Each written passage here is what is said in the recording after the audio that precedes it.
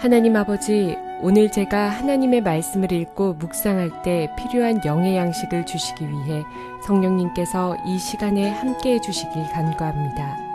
예수님 이름으로 기도합니다. 아멘.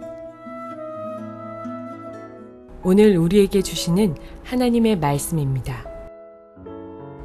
사람이 밭에서나 포도원에서 짐승을 먹이다가 자기의 짐승을 놓아 남의 밭에서 먹게 하면 자기 밭에 가장 좋은 것과 자기 포도원에 가장 좋은 것으로 배상할지니라.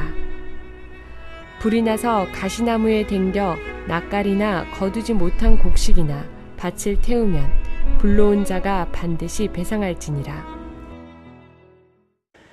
사랑하는 성도 여러분, 평안하셨습니까? 오늘도 주님께서 주시는 말씀을 통하여 은혜로운 하루를 살아가시기 바랍니다. 오늘 우리에게 주실 하나님의 말씀은 출애굽기 22장 5절에서 6절 말씀입니다. 오늘 본문의 내용을 보면은 자기의 짐승이 부지로 인해서 남의 포도반을 망치게 되면은, 해를 끼치게 되면은 그것을 배상해 주라는 내용이 있습니다. 또한 자기가 부지로 인해서 불을 내서 다른 사람의 곡식단을 불태우게 되면 거기에 대한 것도 배상해 주라는 내용이 나옵니다. 그런데 중요한 것은 이 내용이 지금 도둑질을 하는 문맥 속에 있다는 것입니다. 이 얘기가 무엇을 말합니까? 바로 지금 이러한 행동들, 이러한 행위들이 도둑질에 해당한다는 것을 말씀해 주고 있는 것입니다. 우리는 언뜻 생각하기를 도둑질이라는 것이 내가 직접적으로 다른 사람들의 물건에 손을 댄 경우를 생각합니다. 그러나 지금 하나님께서 말씀해 주시고자 하는 것은 내가 직접적으로 다른 사람 물건에 손을 댔지 않았다 하더라도 어떤 경로를 통해서 나의 말이나 나의 행동이나 나의 생각을 통해서 다른 사람들의 물질이나 다른 사람들의 마음에 해를 끼치고 상처를 입혔으면 그것이 도둑질이라고 얘기하고 있는 것입니다.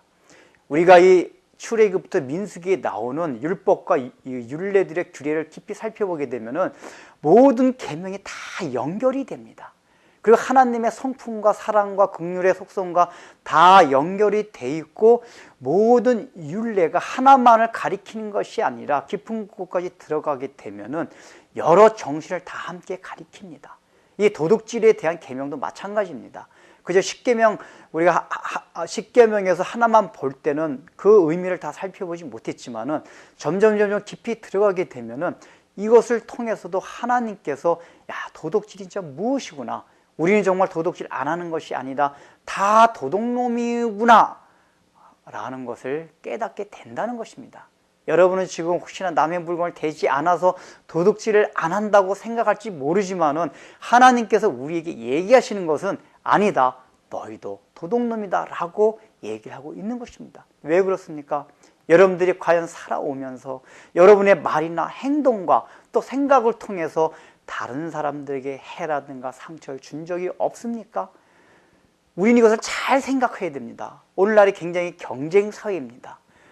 물론 이것이 경쟁이라는 것이 선의의 경쟁이 있고 굉장히 다른 사람을 밟고 올라가는 경쟁이 있습니다. 근데 그것을 사실은 구분한다는 것이 애매모호합니다. 그러니까 뒤섞여 가지고 어떤 경우에는 우리가 다른 사람의 피눈물을 뽑아야지만이 성공할 수 있고 내가 다른 사람보다 잘 살 수 있는 사회가 자본주의 사회입니다. 적자 생존의 원리가 살아있는 게 오늘날 사회입니다. 여기서 살아나가려면 다른 사람들의 피눈물 뽑지 않으면 안 됩니다. 이것이 세상적으로 나쁜 것이 아닙니다. 그래야지 살아납니다. 그런데 성경이 무엇이라고 말합니까? 어떤 경로를 통해서든 다른 사람의 피눈물을 뽑았으면 도둑놈이라는 것입니다. 회사를 경영한 사람도 마찬가지입니다. 자기가 좀 더 많은 그 마진을, 또 이윤을 남기기 위해서 그 사원들이 고통을 당하게 했다면 그것이 도둑놈입니다. 우리는 모든 분야에서 이것을 생각할 게 너무나 많이 있습니다. 보험이나 세금에 있어서 우리가 만약에 그것을 조금 내려 한다면은 어떤 다른 사람이 그것으로 인해서 피해를 당해야만 합니다.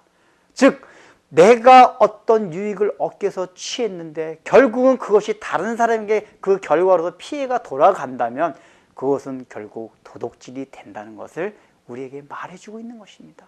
그런데 과연 하나님의 이런 원칙 안에서 벗어날 수 있는 사람이 누가 있습니까? 참 쉽지가 않습니다. 그러므로 여러분의 나는 도둑질 안 했다고 자신하지 마십시오. 우리가 살아가면서 정말 특히 그 자본주의 사회, 경쟁 사회 속에서 도둑질, 하나님이 말씀하시는 그 도둑질을 안 하고 살아간다는 것이 어떻게 보면 굉장히 힘듭니다. 여러분 주위 속에서 하다못해 가정 안에서라도, 부부 안에서, 부모 자식 안에서라도 정말 여러분의 유익 때문에 여러분들 자기의 마음으로 인해서 다른 사람의 마음에 상처를 주는 것도 넓은 의미에서 보면 도둑질입니다. 근데 자기 마음에 어떤 신념이 강한 게 있어서 혹시라도 가정 안에서 다른 사람, 남편이나 아내 또는 자녀들을 마음에 상처를 주지 않았습니까? 그렇다면 그것도 넓은 의미에서 볼 때 도둑질이라는 것입니다. 그러므로 우리는 율법을 표면적으로 지켰다고 해가지고 다 지켰다라고 말할 사람이 아무도 없습니다. 그 율법의 정신과 원리에 근거한다면 아무도 하나님 앞에서 자랑할 사람이 아무도 없는 것입니다. 그래서 무엇이 필요합니까? 우리 그리스도의 십자가가 필요한 것입니다. 은혜가 필요한 것입니다.